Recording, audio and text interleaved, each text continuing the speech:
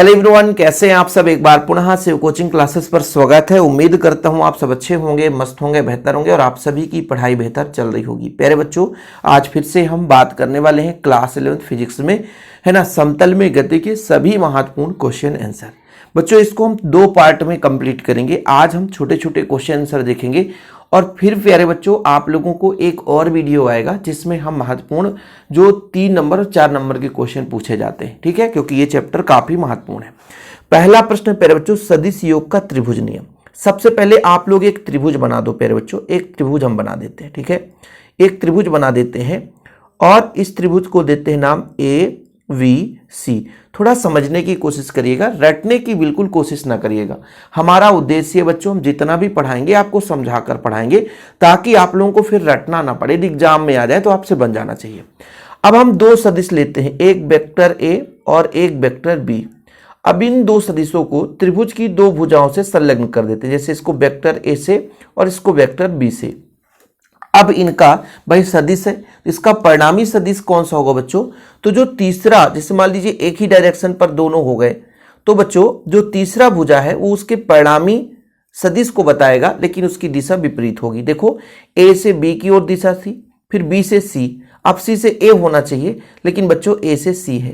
कहने का तात्पर्य, यदि दो सदिशों को हम त्रिभुज के दो भुजा के साथ एक ही दिशा में एक ही क्रम में प्रदर्शित कर दें तो जो उसका परिणामी सदिश है वो तीसरी भुजा द्वारा प्रदर्शित की जाएगी और दिशा क्या होगा बच्चों? विपरीत होगा। यानी यदि हम बात करें A से B की ओर वेक्टर था बच्चों, फिर B से C की ओर था, तब इसका जो परिणामी है वो A से C की ओर होगा। अर्थात बच्चों जैसे यहाँ पर हम वेक्टर A रिप्रेजेंट कर दें, यहाँ वेक्टर B रिप्रेजेंट कर दें, तो फिर बच्चों ये वेक्टर R हो जाएगा। यही सदिश योग का त्रिभुज नियम है। कितना इजी है कि नहीं है? कि भाई दो सदिश परिमाण एवं दिशा में त्रिभुज की दो भुजाओं के द्वारा एक ही क्रम में संलग्न कर दिया जाए तो उसका जो परिणामी सदिश बच्चों दिशा में त्रिभुज की तीसरी भुजा द्वारा विपरीत क्रम में प्रदर्शित की जाएगी। सिंपल है। मैंने क्या कहा?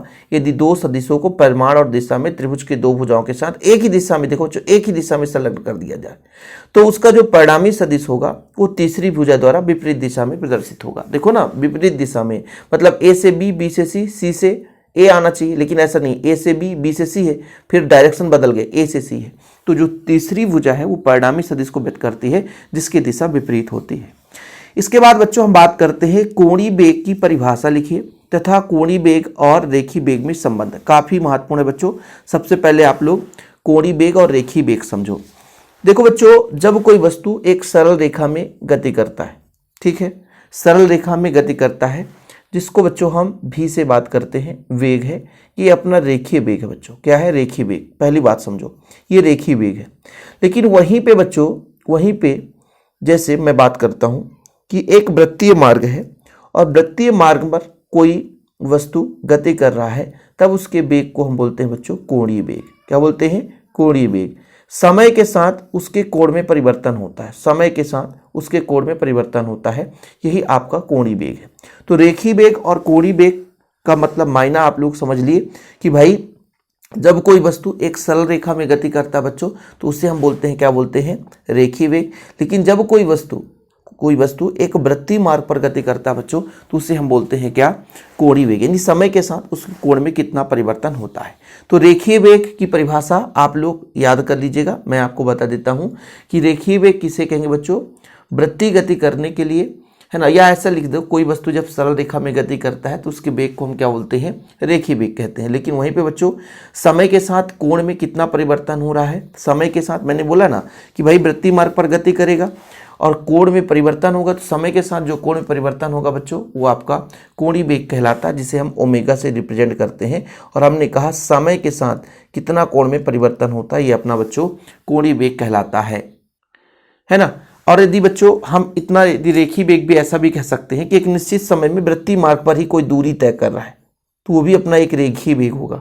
कि वृत्तीय मार्ग पर गति तो कर रहा है तो इकाई समय अंतराल पर, है ना, परिधि में कितना दूरी तय करता है उसका रेखीय वेग भी कहलाता है। तो ये आप लोगों को पता होना चाहिए।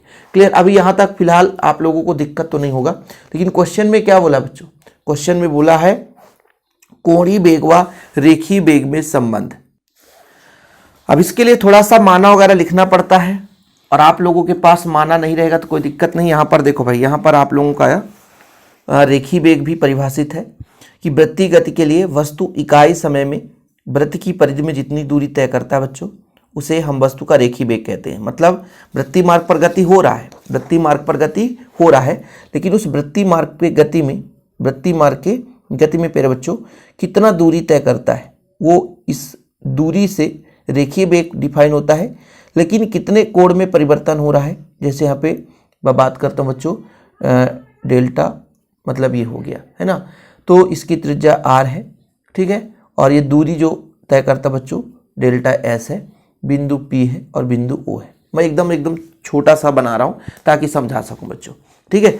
तो ये दोनों परिभाषाएं वृत्तीय गति के लिए समय के साथ कोणीय वेग में, कोणीय विस्थापन में परिवर्तन जो होता है वो कोणीय वेग कहलाता है। ओमेगा डेल्टा ये थीटा है बच्चों, या फाई जो भी बनाना आप बना सकते हो। देखो मैंने कहा कि बच्चों जैसे मान लीजिए कोई वस्तु ये r त्रिज्या की वृत्तीय मार्ग पर गति करता है, तो बच्चों t समय में मान लीजिए डेल्टा यानी डेल थीटा, इसको हम डेल्टा बोलते हैं बच्चों, है ना, डेल थीटा क्या करता है, ये विस्थापित कर जाता है। तो ओमेगा बराबर, तो हम जानते हैं कि ओमेगा बराबर क्या होता है कि भाई समय के साथ ओमेगा बराबर कितना होता है, समय के साथ कितना कोण में परिवर्तन होता है बच्चों, ये आपका ओमेगा हो गया।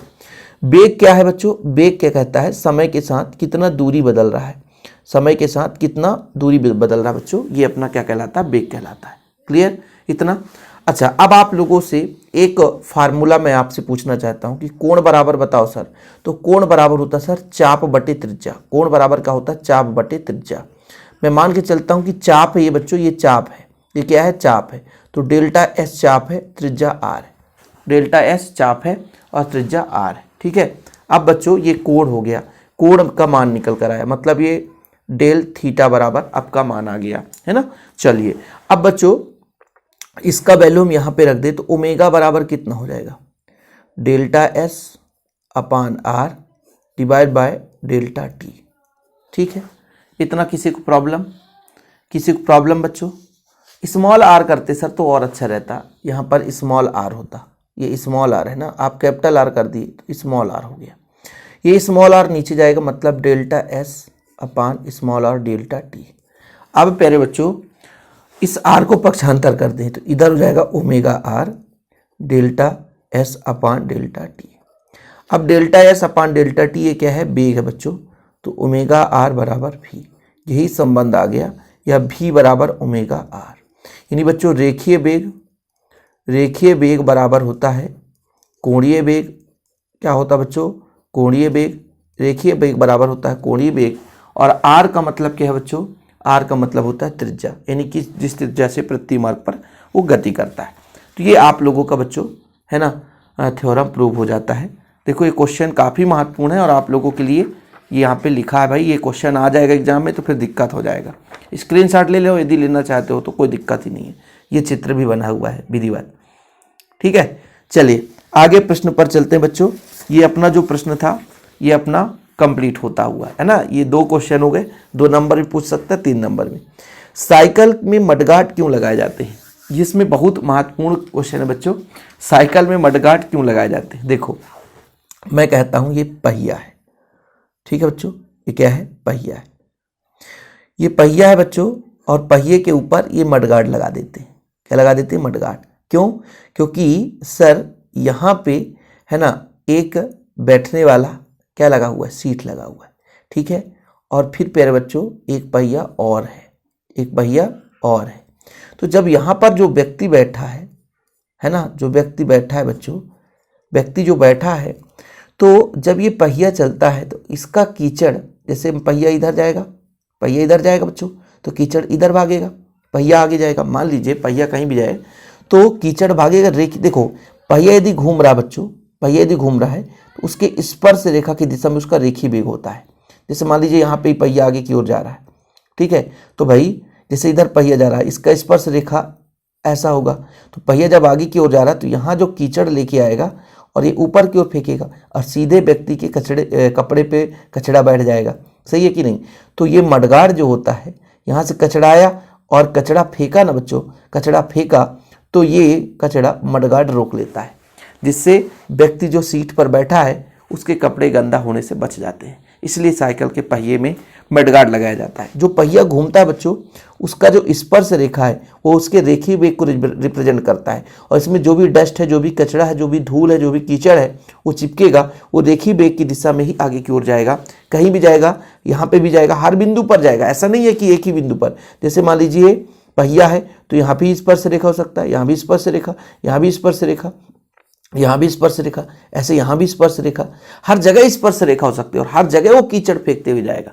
तो वो ऊपर क्या है, मडगार्ड लगा दिए, तो मडगार्ड है ना पूरे कीचड़ को रोक लेता है। बच्चों देखो, वृत्ति गति करने वाले कण के रेखीय वेग की दिशा सदैव वृत्ति मार्ग के स्पर्श रेखा के अनुदिश होती है। मतलब रेखीय वेग होगा वो स्पर्श रेखा के अनुदिश होगा। यदि वृत्तीय मार्ग गति करने वाली वस्तु को मुक्त कर दिया जाए तो वह स्पर्श रेखा की दिशा में चली जाती है ना। कहने का तात्पर्य, यदि मान लीजिए वृत्तीय मार्ग पर वस्तु गति कर रहा है और इसके साथ साथ कीचड़, कंकड़, पत्थर सब गति कर रहे हैं, लेकिन वो यदि छूटते हैं तो स्पर्श रेखा की दिशा में आगे की ओर चलते हैं। साइकिल के पहियों को घुमाने पर टायर पर लगा कीचड़ टायर को स्पर्श रेखा की दिशा छिटक जाता है, मतलब है ना बाहर जाने की कोशिश करता है। अतः कपड़ों की सुरक्षा के लिए साइकिल के लिए मडगार्ड लगाया जाता है, मतलब पहिए के ऊपर मडगार्ड लगा दिया जाता है। और अगला जो क्वेश्चन है आप लोगों के लिए बहुत ही महत्वपूर्ण है प्यारे बच्चों, सदिश के योग का समांतर चतुर्भुज नियम। बच्चों त्रिभुज नियम और समांतर चतुर्भुज नियम, दोनों नियम में कोई एक नियम पक्का पूछा जाता है। चलिए इसमें अपन क्या करते हैं, एक समांतर चतुर्भुज लेते हैं, एक समांतर चतुर्भुज लेते हैं कि हमारा समांतर चतुर्भुज हो गया। ठीक है, अब इसमें ये बताया गया कि दो सदिश लेते हैं बच्चों, अपना ए हो गया, वी हो गया, सी हो गया, डी है, मतलब इसके समांतर है और इसके ये समांतर है। ठीक, बोला ये गया कि दो सदिश लेते हैं, जैसे हम वेक्टर ए ले लिए और वेक्टर बी ले लिए। दो सदिशों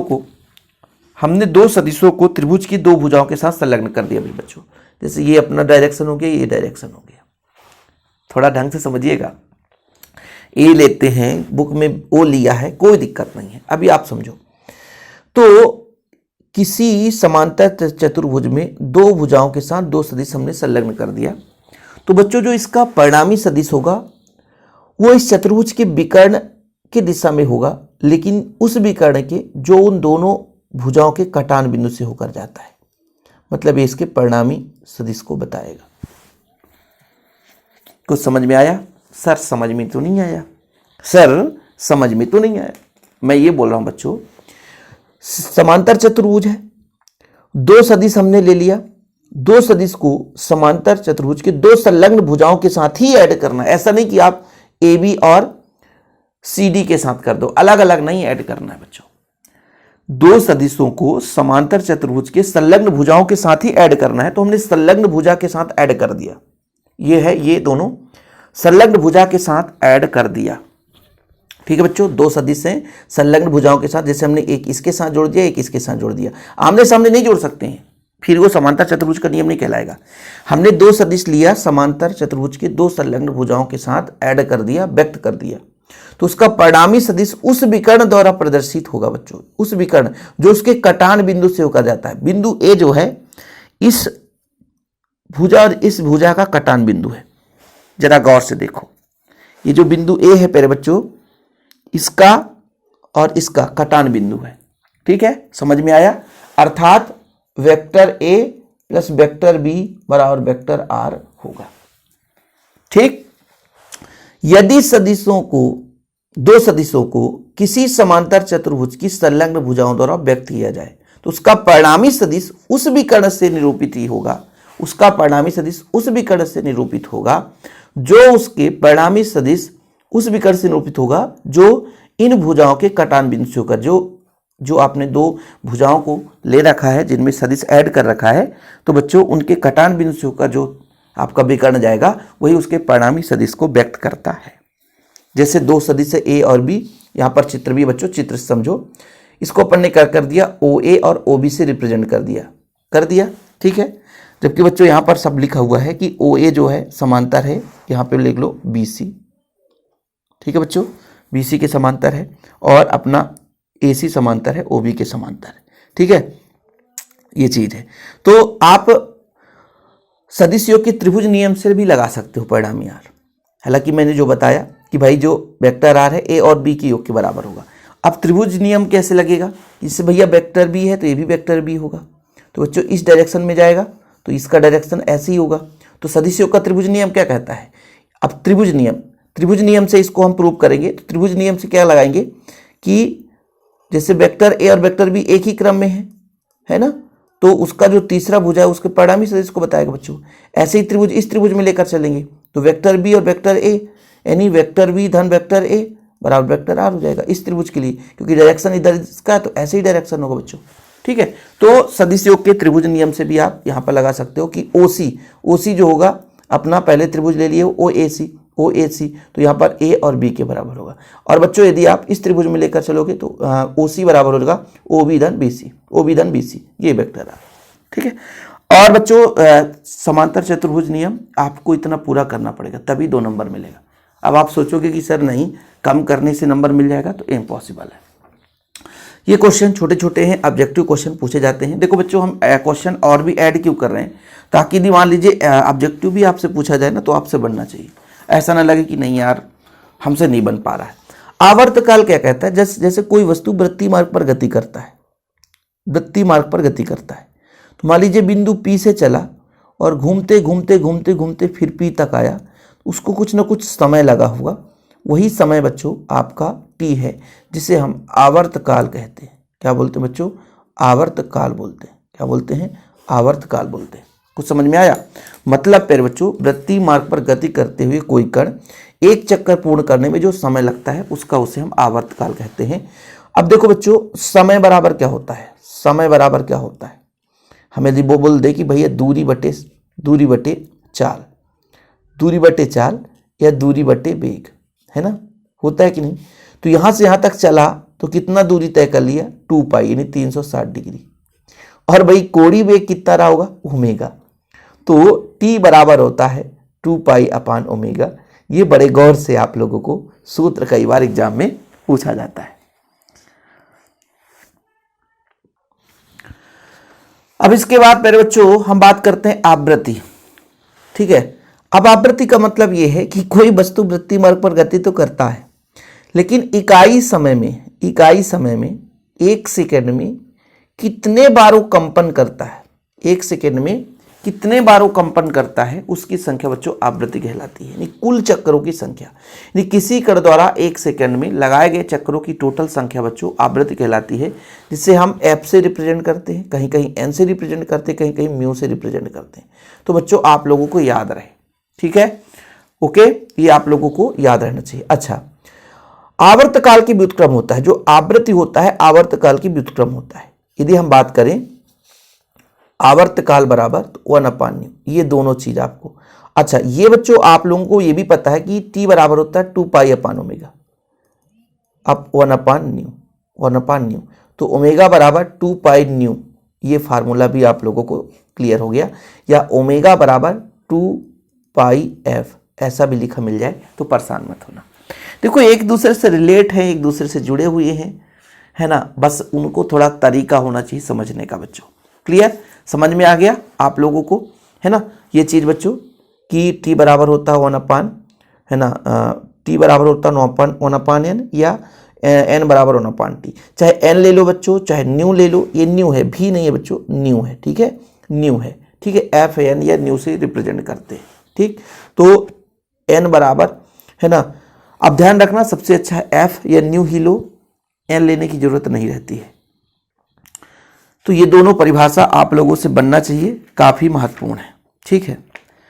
देखो बच्चों, यदि मैं एक क्वेश्चन आपसे पूछूं कि कोई व्यक्ति जब फायरिंग करता है, गोली चलाता है, तो ठीक लक्ष्य से दागने के बजाय थोड़ा सा ऊपर दागता है, क्यों, इसके पीछे कारण क्या है। देखो यहां पर एक व्यक्ति है, यहां पे एक वस्तु है, व्यक्ति यहां से नली से गोली निकालता है, तो निशाना कहां पे लगाएगा, यहां पे नहीं लगाएगा, यहां पे लगाएगा। क्यों जानते हैं, क्योंकि बच्चों जब यहां से गोली चलती है तो इधर जो एक त्वरण लग रहा है वो होता है गुरुत्वीय त्वरण, जो नीचे की ओर खींचता है। इसलिए वस्तु को निशाना न लगा करके थोड़ा सा हल्का ऊपर निशाना लगाया जाता है, ताकि गुरुत्वीय त्वरण के कारण भाई वो जब नीचे आ जाएगा तो भाई ऐसा ना हो कि गोली कहीं और चला जाए।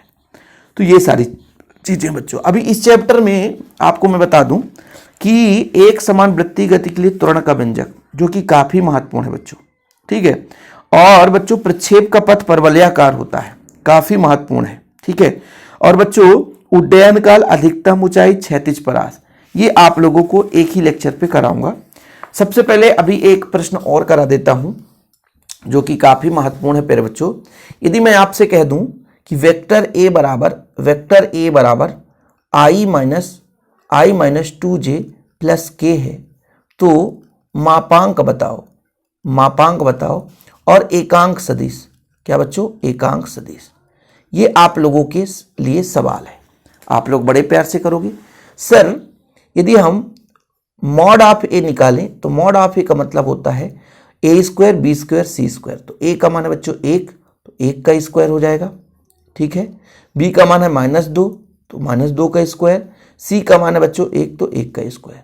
यानी प्यारे बच्चों 1 1 कम 1, 2 दूना 4, 1 1 कम 1, मतलब √6 हो गया। अच्छा, यदि हम बोले कि ए कैप बराबर होता है वेक्टर ऑफ ए बटे मॉड ऑफ ए, तो ये बच्चों एकांक सदिश है। Vector of A I cap 2j cap plus के कैप, यहाँ पे माइनस है प्यारे बच्चों, डिवाइड बाय इसका वैल्यू कितना है √6, यही आपका आंसर है। या इसको एक और लाइन में लिख सकते हो बच्चों, 1/√6 आई कैप, 2/√6 जे कैप, 1/√6 के कैप। जी हाँ बच्चों, ये आपका एकांक सदिश आ गया। जी हाँ, क्लियर, समझ में आ गया बच्चा, तैयार कर लोगे, मजा आ गया, ठीक है।